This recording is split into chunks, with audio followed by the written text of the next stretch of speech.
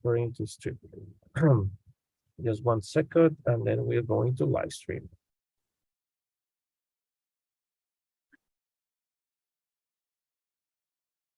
Oh, amazing. Meeting is now on live stream.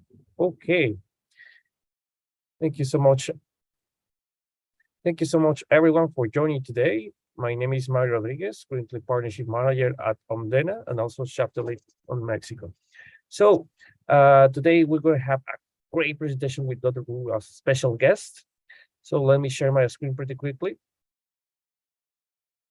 Okay, so firstly, for the ones that don't know our organization, Omdena is the world's largest AI for low impact platform. We develop AI for good, where all global community of change makers can come together and build something ethical, innovative, and so on. So we have already made more than 300 projects. We have more than 10,000 AI engineers that have volunteered from more than 100 countries. We have more than 90 local chapters. So as I mentioned it, today we're going to have our special guest, Dr. Wu, who is an assistant professor at the University of Tennessee, and also he's an Amazon visiting academic. Later, almost at the end of the call, we're going to have one of our collaborators, the Paddy White, who is also a lead ML engineer and program manager, and Rena, also an ML engineer at Alpha Square, who's going to present her work related to Dr. Wu's work. Okay, Dr. Wu, I would like you to introduce yourself, please. Thank you so much for being here at your time. Okay, let me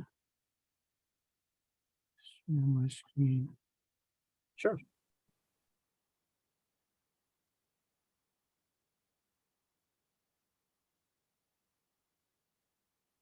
Can you see my screen now? Yeah, absolutely. Okay. Absolutely. I also send the slides. Let me send the chat here. Yeah, I sent the link in the chat. So if you want to follow through, you can click that. And yeah, thank you, Mario, for the introduction. I'm honored to share some of the work that I have done during the past year or two. And so for this presentation, the slides can be accessed by scanning the QR code or click the link in the chat, so you can go there to follow through. And so here is the brief outline. I will introduce Google's engine, and then I'll show you some of the resources that I have developed. For example, the Gmap Python package, and also some interactive web app. And lastly, I will show you some additional resources if you want to learn more about Google's engine, Gmap, or open source. So the link, the animation on the right here shows you kind of a time-lapse animation created using Landsat and Google's engine. And if you want to try it out, you can click the link in the upper right corner here. If the first one doesn't work, you can try out the second one. Sometimes if too many people are visiting at the same time, it might crash because it's only for entertaining purposes only. On the right here, actually shows you can not only do animation, you can also do some analysis. You can extract water, vegetation, urban, using some simple thresholding techniques. And so later I'm going to show you how you can create something like this. So for those of you who are not familiar with Google's engine, you probably heard about Google's. So Google's and Google's engine, they are different data products. So Google's allows you to visualize set images, and in a virtual globe, you can navigate, you can see the images or even historical images, but you cannot do any analysis. So you can only do it visually. But if you're trying to answer some quantitative questions, for example, urban is growing, but how fast, how much, those kind of questions that you won't be able to answer using just Google's. So Google's engine is a compute backend. So it's a cloud computing platform that allows you to process a large amount of SETA data or geospatial data set, and it's free. You can free to research and education. So you can sign up for an account using the link here. in the lower right corner. And once your account is approved, then you can start doing coding. So you will need to have some programming knowledge in order to be able to use Google Engine. But once you know how to use it, it's very, very powerful. So just to give you a quick introduction to like Google Engine and cloud computing in general. Cloud computing nowadays is just like those streaming services, for example, Netflix, Disney Plus, Amazon Prime, that you can simply just open a browser and then can search any movie, then you can start watching it. But in the old days, you have to buy a DVD from a local store or from online, and then you have the DVD shipped to your home, and then you need to have a computer. You also need to have a DVD-ROM in order to be able to watch the movie. And if something goes wrong, if the DVD is broken, you need to reorder and get a replacement. So it takes time. So it's very time consuming, and most likely you won't be able to do that on your tablet or on your cell phone because it needs the hardware. So you need the hardware. You also need the software to be able to do that. Exactly the same, just like traditional doing remote sensing. You will need software. You will need decent hardware to be able to process satellite imagery. And you also need to go to the data portals to source the data, to download the data. And it can take hours or even days or weeks if you're trying to do analysis for large area, global scale, then it's going to take a while. And if something goes wrong, you run the algorithm. If the result is not ideal, you might need to refine. It take a couple more days to run. So very time consuming part. But now using cloud computing, you can access data in near real time. You don't have to download anything. So you just source data, you can load the data, you can analyze, and you can get results in a couple seconds. So it's very, very fast, and it's going to save you a tons of time. In terms of Google Engine, one of the classic application is, for example, you have a lot of remote sensing images that have cloud. So cloud is a huge issue for remote sensing, especially optical remote sensing. And think about that you have a bunch of images collected throughout the year, and they can be all cloudy. But using just a couple of lines of code, you can create something like this, cloud-free imagery. And keep it in mind, not this imagery that you see, just like you see on Google, right? So all the images looks perfect. They are all cloud-free, but they are not real, most likely, because it might be already processed using Google Engine. So the idea is that every pixel can come from a different time. So every pixel is taking the best quality pixels throughout the year. And then so the next pixel take the best pixel. So in the time this image is showing here, each pixel might come from a different time. And but when you put them all together, you will have something like this. And this is particularly useful if you're trying to do some monitoring or land use land cover mapping, because cloud is a big problem. Think about just like a cell phone. Nowadays, you can take a bunch of low quality photos, and then when you put them together, you can generate a high quality photos because it can pick up the base pixel for in the photo, and then put all the pixels together. You end up with a nice photo. And so Google Engine has a huge data catalog. Right now, has over 70 petabyte. 1 petabyte is 1,000 terabytes. So over 70,000 terabyte of data. Most of the data in the public domain, for example, Landsat, Sentinel, MODIS, and a lot of weather and climate data are already in the data catalog. So think about the huge database, movie database in Netflix. So Google Engine or other cloud computing platform is just like the Netflix of geospatial. That has a huge data catalog, huge database, allows you to stream the data in real time. So you don't have to download any data to your computer. You can just open the browser, type the URL, and then you should be able to do all kind of data streaming. And if the data you want are not available on Google Engine, you can upload the data to your computer. So each account has 250 gigabytes of free storage. So you can upload data and then you can utilize the cloud computing power. So Google Engine provides 2 APIs, JavaScript API and also the Python API. We don't have time to go into the detail, but here shows you kind of differences between the 2 APIs. So the Python API has relatively limited documentation and tutorials, but most users learn nowadays. If you learn programming, most likely most users started with Python. And it also has a lot of IDE to choose from, for example, Python, Google Colab, Jupyter, and also other cloud Jupyter environments.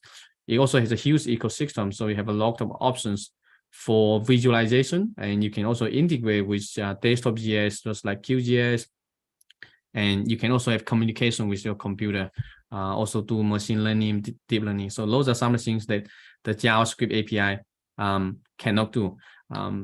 But the downside is that the Python API does not provide functionality for visualizing a data set. So you cannot actually visualize data in an interactive map. So this is kind of the limitation. Think about the cloud computing platform has two components, computation and visualization, right? So computation, you're retrieving the data, you do all kind of analysis. Once you finish the analysis, you will need to visualize the data. So the official Google Engine API does not provide that functionality. So it's very challenging to actually visualize any data. So that's why I built the Gmap package, utilizing the compute backend using Google Engine, but also use open source mapping library so they can make the connection. And in that way, you can do computation. You can also visualize data very easily using Gmap and Jupyter Notebook. So Gmap is open source. You're welcome to check out the link on GitHub, and it supports Jupyter Lab, Google Colab, Amazon Studio, also Streamlit. So you can actually create interactive web app. So earlier at the beginning, the time-lapse animation, it was created using Gmap and also Streamlit. I will show you more later. And if you want to learn more about Gmap, go to the website, gmap.org. So I created a website that allows you to look at the documentation, tutorials, and also API references. So you are welcome to check out the webpage. I also published a short paper describing the package. So you're welcome to check out the paper. And so we are fortunate to have funding support from NASA. It was just funded a month ago. So it will support development, new features, and also maintenance of the Gmap package. So we will last it for 2 years. And so I will have a new graduate student to work with me to develop and maintain the package. So Gmap, I have developed it a lot of tutorials. So you are welcome to check out my YouTube channel. So far it has over 400 videos and over 100 hours in total. So it's not all about Google Engine, but also some open source and other packages that I developed. So you're welcome to subscribe and follow the updates. And so specifically for Gmap, right now it has 126 tutorials. So you can check out the link here. Each tutorial has a full-length video, usually 10-20 minutes. I also have a short GIF animation showing you the highlights, maybe it's 20-30 seconds. And lastly, there's a notebook. So each tutorial has a notebook that you can reproduce what I introduced in those videos. So you can check out the webpage. Here's just some examples. I don't list all the tutorials here. And here, just due to the time limit, I will only show you just one feature, just like you are searching movies on Netflix, and then this you are searching data in Google Engine, and then just one click, you'll be able to load the data to the map. And you can search any other data set, and then just type any keyword. Again, this is over 70 petabyte data. So it's a huge data catalog, and then just one click, search, and then load the data, and then you can also start doing computation. You don't need to download any data, and it's at your fingertips. So as long as you know how to access the data, you should be able to do a lot of cool stuff without having to download any data, without worrying about the data storage. And it has a lot more features, but I will just show you just one because that's not the focus of the talk today. And right now I'm also working on a book. This source code is open source, so you can check out the link here. Hopefully, right now I already finished, I think roughly 8 chapters out of 11. So hopefully it will finish by the end of this year or early next year. And you can check out the link here. So all the source code, all the notebooks are already posted on GitHub. You're welcome to try them out, and would love to hear your feedback. Okay, so that's all about Gmap, kind of a quick introduction. If you want to learn more, check out the Gmap website. And so the next one I'm going to introduce is the Streamlit interactive web app. So For those of you who are not familiar with Streamlit, it's actually an open source Python package that can turn Python script into an interactive web app. And it's very easy. You can see an example here, just a couple of lines of code. You can create interactive web app, and then you can deploy to Streamlit Cloud. It's free. Then you can share the link with anyone. So I will show you some examples later. And the nice thing about this is you don't have to know JavaScript, so you can just simply use Python to create a web app. And then if you already have some data, you have some program, you want to generate the result in near real time and allow users to access, Streamlit is a great option. And to learn more, just go to streamlit.io. There are tons of examples, documentation. It's very useful. So I will show you more examples later. So this is one of the app that I developed using Streamlit and Gmap and Google Engine. So again, check out the link in the upper right corner here to go there to create animation by yourself. Again, the first link sometimes might not work when too many people. I try the second one. And so these are some of the animation that created, but here shows you kind of the demo. Very easy to use. Just simply zoom into any location, draw a rectangle, and then export the ROI, or you can also upload the ROI from your computer, and then just select what satellite do you want, what kind of band combination, what kind of parameters, right? So you can see the animation in 20-30 seconds, and then you can download to your computer, and then you can play with that. So it doesn't have to be Landsat. There are tons of satellite data, so it can be applied to any satellite data as long as it is available in the Earth Engine data catalog, and you have a bunch of images. You want to create some animation, or you can also do some analysis and then just show the animation of the analysis results. Although the app right now only shows you the basically just the imagery animation, but you can certainly do analysis with a couple lines of code. So I'll show you more examples later. And so next, I'm quickly go through some of the interesting time-lapse animations around the globe. So for example, the drawing of the ROC and also mining in Canada. So you can see how dramatic the landscape has changed during the past couple of decades. So these are all based on Landsat data since 1984. And Google Engine also recently created the Landsat image collection that extend back to 1972. So I might be able to update this and then to increase another 12 years since 1972 to right now. So you have almost 50 years of data that you can see the changes of the environment. So next one here, coastal expansion in Dubai, and also meandering rivers in Peru, and deforestation, also landslide. So you can see these are all events that lasted for decades. So it's not like 1 or 2 years, it's a long lasting events. And urban expansion in Las Vegas. So you can see how it has changed during the past few decades, and also how it affect water resources or reservoir in nearby, and urban expansion in China, in Mexico, right? See how dramatic it is in the coastal region, and coastal erosion in Spain also is quite interesting. So this only shows the images, but there are a lot of research can be done to figure out what's the driving factors behind those changes, right? Why it's happening this way, not the other way. Also, the river dynamics or the formation of the delta. So you can see how those actually will form due to sediment deposition and flooding. And so most of those animation that I showed you earlier are actually using the Landsat data, but there are tons of other data set available. So in this case, this is temperature data for 1 day, so 24 hours. And you can see how the temperature changed throughout the day at the global scale. So we're using other weather and climate data. So again, this just show you some examples. It's up to your imagination. What do you want to create? And then you get the data, and then you can use the web app, or you can write a couple lines of code to actually to create this easily. This one here is the animation for MODIS NDVI, so the vegetation index. you can see clearly the changes of the vegetation shifting north and south during the year. But this is like multi-decade average. But it can show you the striking pattern of how the vegetation changes, for example, in Africa, in Asian countries. So you can create this. You can also overlay the country but outlines. So you see the black color here, all the country outlines.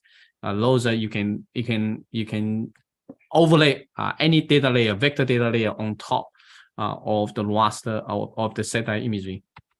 And next one, a volcanic eruption, right? So this one is also very interesting. It happened January this year. And so the data is quite high temporal frequency. So every 10 minutes, you get one imagery and you put them all together, you end up with something like this. So this is why satellite data are so useful, because this is a huge event and you can only capture this using satellite from space. And you can see how striking, how the impact of the volcanoes. And the one on the right here shows you the wildfire. So you can see the wildfire, the smoke by the wildfire and how it is spreading. Also, the pink color here shows you the extent of the wildfire, because the wildfire can spread, can expand, can shrink. And this shows you some additional analysis, right? So other example only shows you the imagery and then you put them all together. But of course, you can analysis, you can generate other data layers, and then you can overlay different data layers together also to generate animation. So it's quite powerful. Again, this only takes you 20-30 seconds to generate without any coding skills. And besides doing the time-lapse animation, I also have some other applications. For example, you can do here, let me show you one more time. For example, you can visualize data in 3D, housing data or any other data set. Let me show here. So if you go to the web app, housing, and we'll show you here, show you the data in housing price, for example, in 3D. There also are a bunch of other applications. So these are all built on top of Gmap and also other open source packages, and makes it very easy for you to visualize data in the cloud. So you just need a browser, you don't need anything else. You can load data from the internet, and then you can use that to do analysis. You can use that to do visualization very easy. So you can do vector data, raster data. Try it out. And if you want to learn more about Google Engine, Gmap, or even creating the time-lapse animation, here I have a blog on Streamlit. So I was invited to write a blog previously. So you can check out the link. It shows you detailed descriptions. Let me maybe create here. It shows you the animation. You can show you the detail step by step how to use the time-lapse web app to create satellite time-lapse animations, and also a lot of descriptions. So, and also show you some examples that you might already see earlier, right? And also some ocean color. You can also deploy. So if you want to create some web app by yourself, you want to create something that you want to share with others, you can also follow the steps here. And I show you how to deploy those step by step to the cloud. It's all free, so you don't need to pay anything. If you want to learn more about this, check out the blog. If you want to have more control about the time lapse, and then if you have some custom data, you can check out the book that I'm writing. So chapter 9, time lapse. So this shows you the example how to create, for example, using different satellite images, and also show you the source code. So it's pretty straightforward, only a couple lines of code. For example, different, basically apply to any data. For example, lens set, you specify your area of interest, and then you can specify what some of the parameters, band combination, how fast, and there are a lot more parameters you can customize, and then you will be able to generate something like this. So even familiar with Python, then this gives you a more precise control. You can change the color, you can change the size, you can change the speed, combination. There are a lot of data here. So I show you a bunch of data set they can create. This one is using SAR data. Sentinel-1, Sentinel-2, MODIS data, temperature, gold satellite. Also you can add some effects. So if you want some fancy fading effects, this one can also be useful. So you can, if you already have an animation and then you want to fading in, fading out, this one, so here, for example, the reservoir, the river flooding, right? So you can see how dramatic it is, changing from one frame to the next one and something like this. You can also add animated text. So there are lots of examples here. If you want to have precise control about what you want, if the web app does not meet your requirement, then you can check out the novel examples. You can also run just this one in Google Colab. So just click the link. If you already have the Google Sensing account, then you can just run the code. So you can just run through. You will be able to generate the time-lapse animation. And I also have a couple video tutorials here. So if you want to learn more, check out this. So the first one shows you how to create the time-lapse animation for the volcanic eruption, and also shows you how to develop an interactive web app. So if you want to have your own web app, you can follow this one. And also the last one is showing you some of the functionalities of the a template that I created that allows you to adopt the app, and then you can customize that to your needs, and then you can deploy to the Streamlit cloud pretty easily. So because we don't have time, I won't go through it in details, but you can check out the video tutorials, and welcome to reach out to me if you have any questions. And so next, I have a couple more resources. If you want to learn more about Google Sensing, you can check out the report that I created called Awesome Earth Engine. So it has a lot of tutorials, lists about the API, presentation tutorials, or even papers, dataset. So you're welcome to check out the link to learn more. I also have a couple courses that I taught here at the university, but I release all the videos online. You're welcome to check it out.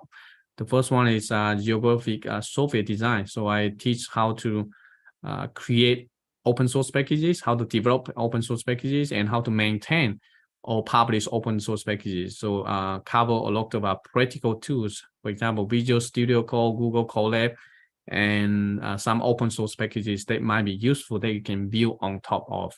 And so this is essentially teaching you how to develop Gmap. So I share all the tips and tricks that I use when I'm doing the software development. So if you want to learn more about how to design and create software, then this one might be useful.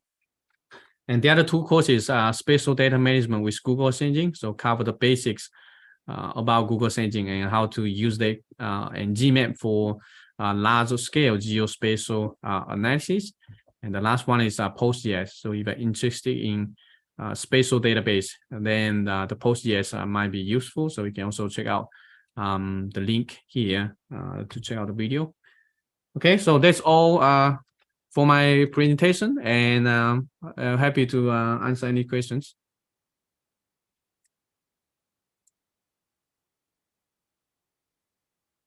Cool.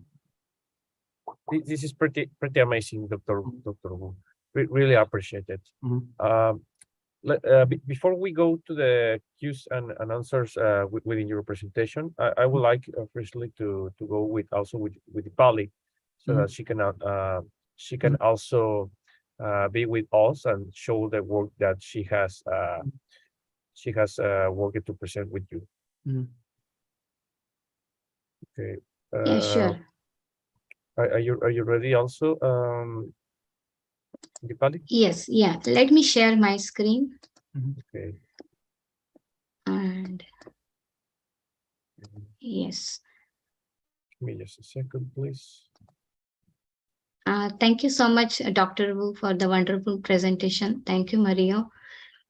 So inspired by Dr. Wu's YouTube videos and his work. So I have used this in my Omdena challenges that I worked on. So the first challenge was the finding, detecting and predicting the desertification using the machine learning model. This was This was Iraq local chapter challenge. So as we all know that desertification is the greatest environmental challenge that we are facing today. Unfortunately, it affects the poor population of the world, and the desertification rate has increased in Iraq. So we did perform the time series analysis to predict the desertification. So we use this Google Earth Engine platform that Dr. Wu has mentioned, and use this MODIS Terra data, which has a revisit time of 16 days with 250 meter of resolution. So we collected the samples and then ran the time series algorithm.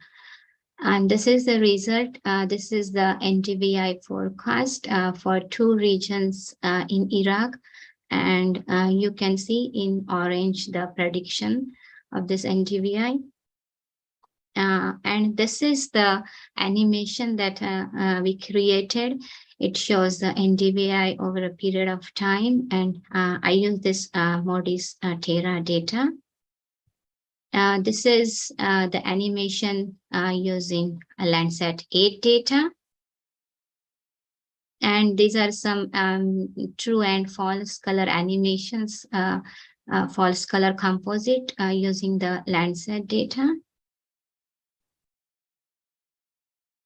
And we also perform this land use cover classification. And as we all know that this LULC maps are very useful in analyzing landscape patterns and detects the changes over a period of time. So we calculated this NDVI, normalized difference vegetation index, and NDBI, normalized difference built-up index, and collected the samples and then used random forest as a classifier. So here you can see the land cover classification in the central part of the Iraq. And this is the land cover change over a period of time.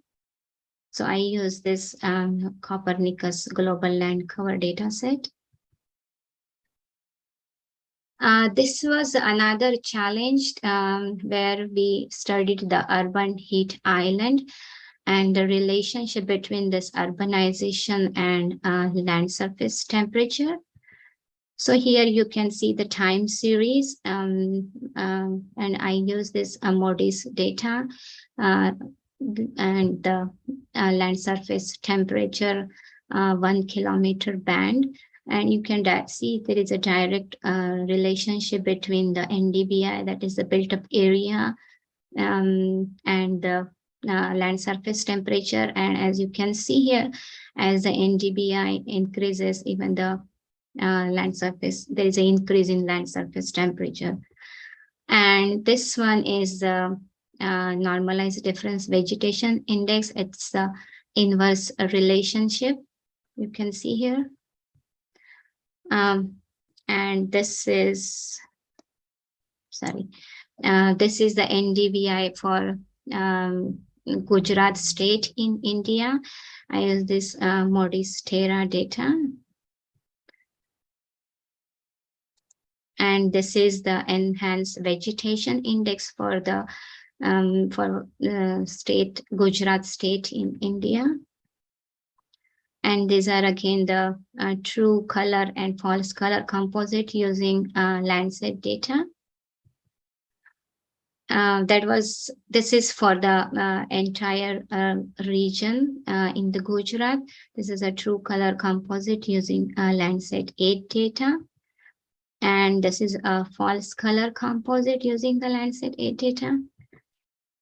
And this is the land surface temperature you can see over a period of time. And I use this Landsat 8 thermal band. Yeah, this is not something related to Omdena challenges, but here you can see the night lights over a period of time and how it's been changing.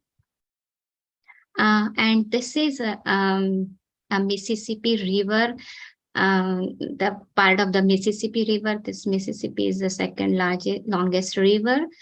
And you can see here the river is shrinking because of the activities like the mining. And so you can here clearly see how it's shrinking. This is the animation of which shows the air pollution in India's capital city of Delhi. We recently celebrated this Diwali festival. Those who don't know what is Diwali, this is one of the major festival in India. And it's called the Festival of Light, and we burst a lot of firecrackers. And despite the ban on the firecrackers, this Delhi is reported as one of the most polluted city on Diwali day. And you can clearly see how the concentration of nitrogen dioxide has increased in 4 days period. Yeah, I think that's pretty much it. Thank you.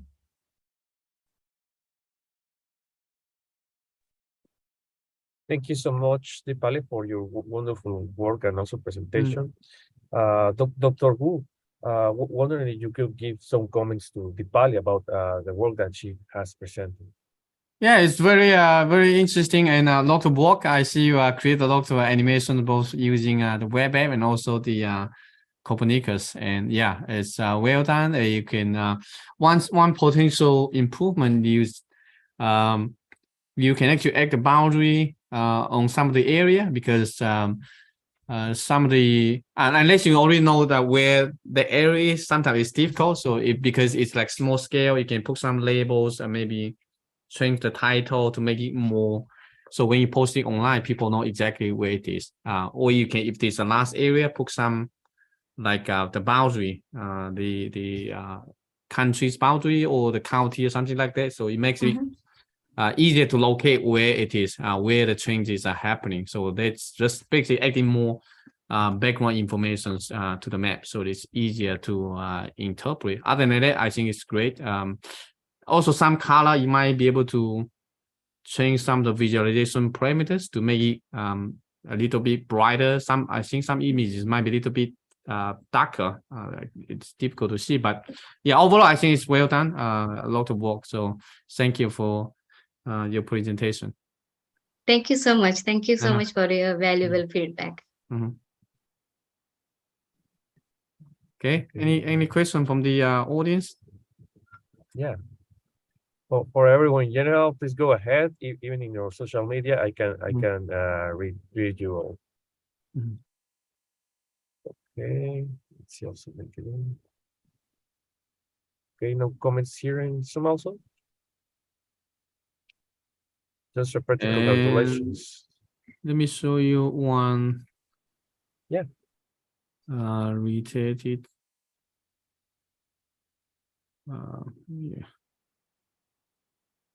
So in the web app that I showed earlier, actually there's one that I did not mention, but you can actually show the lane cover change at a global scale. So on the left side here, there's one lane cover mapping. So this one is actually a global scale. So you can, the party early also use the European Space Agency, the global lane cover. And so the one on the right is the dynamic world data set released by Google and World Resources Institute. But this global scale, so you can see the differences between those different data sets,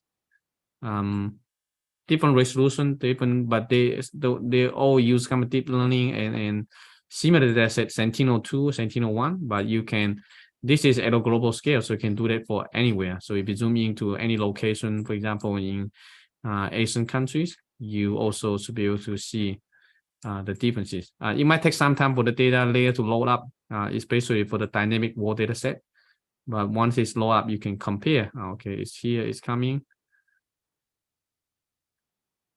And you can also move this one around as the region. So you can see, you can create lane cover classification for any location around the globe in near real time using the Sentinel, the dynamic wall data set. And here also allows you to compare. So if you want to compare, this one is for 2020, but you are welcome to change that to other range, other season if you like. And you can select which layer you want to show on the left side, which layer you want to show on the right side. If you want to learn more about the data set, you can click the link to go to Google Earth Engine to learn more about those data set. But the web app makes it really easy, so you don't need to write any code. Behind the scene, this can be like 100 lines of code, but now it's just a simple click, and then you can see the changes. The dynamic wall data set is a little bit aggregated, so you see it's like large pages. The European Space Agency global land cover is more detailed, and you can see a lot of tiny, smaller pages. But yeah, those are using different technology, so it's not always the same. But you have, at least you can use this to get a quick visualization of the land cover at any location for any time, as long as you have the data. So for Sentinel, you have, I think, since 2015 and 2017. So we have a couple of years of data that you can utilize, and just a couple click, then you can generate the land cover to see what has changed since the beginning of the data availability. Okay. This is Yeah.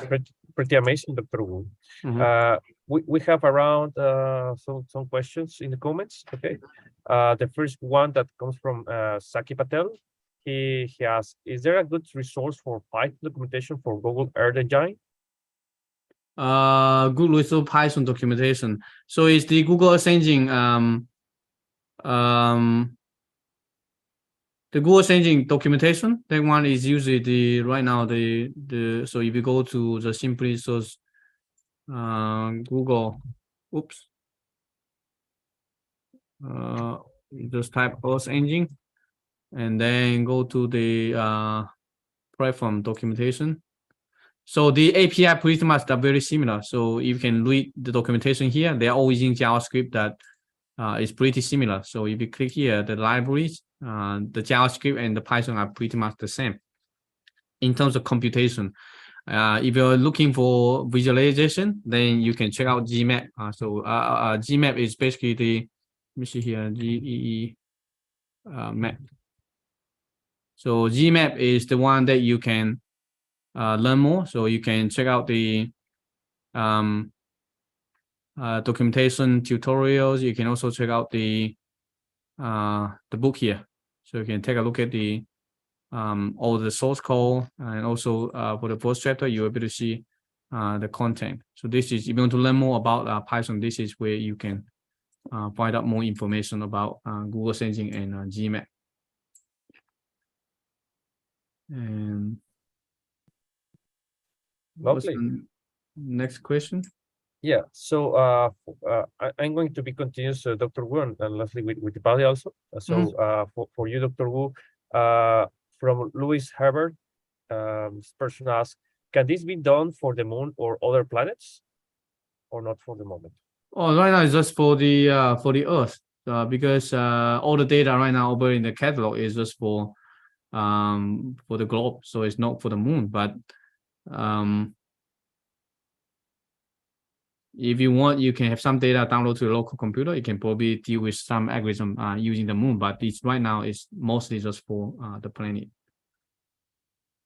Cool, thank you so much.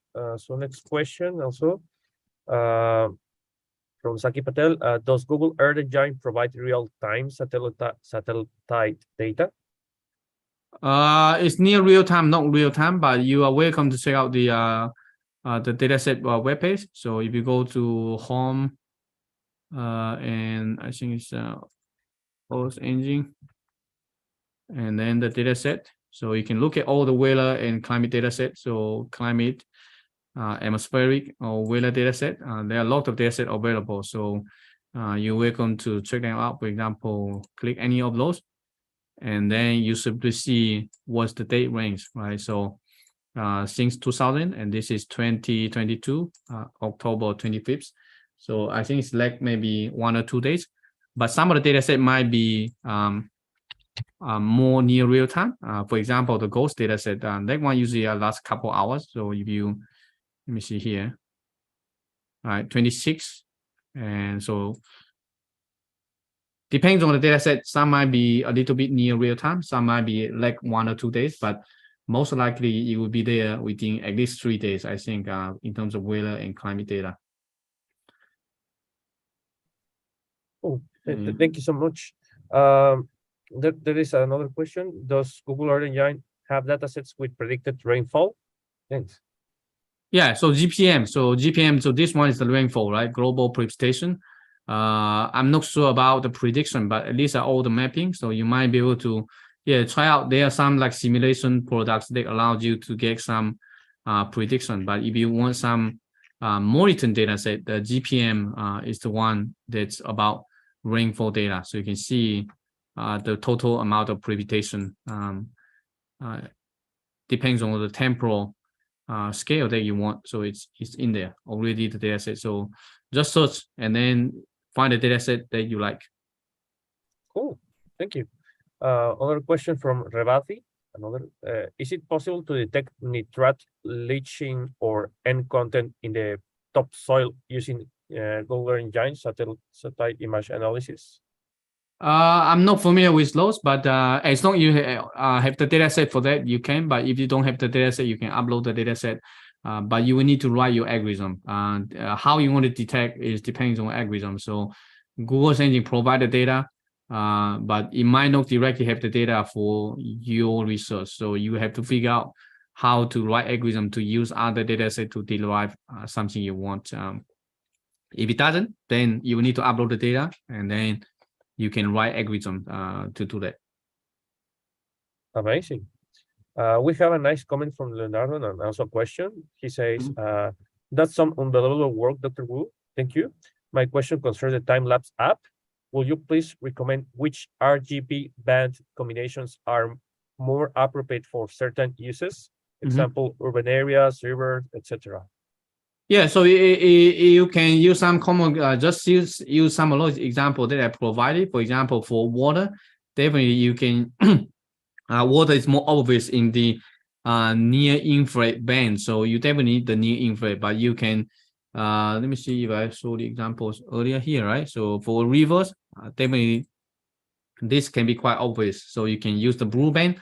If you want to have, you want to use see the sediment, then you want to see the blue band. But if you just want to extract the river channel or something like that, you want to use a near infrared. So as long as you can put one of those bands in there, you should be fine. So this one is using, I believe it's 543. So or short wave infrared.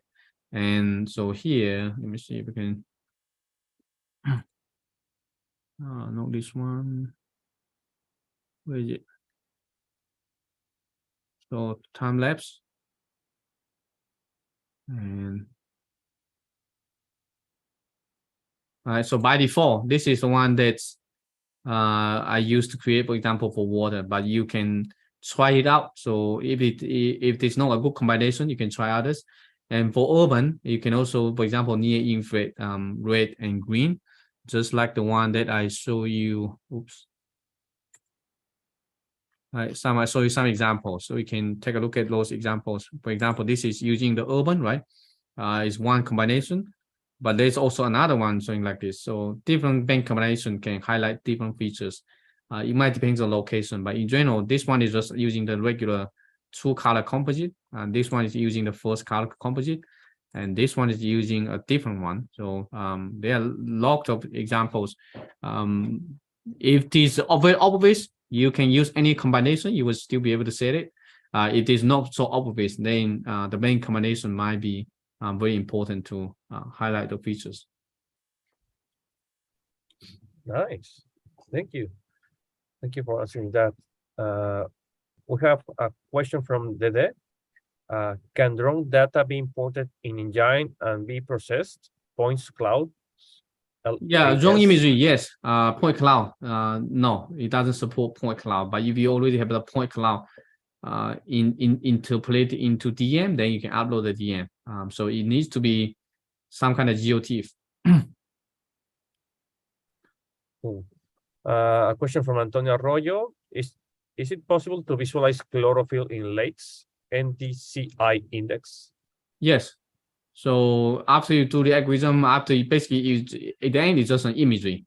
You can visualize any imagery, but the thing you need to take care is how you calculate, how you use the imagery to delineate those indices. And once you have the imagery, you can visualize any data set. So it's not specific related to water quality. It can be anything.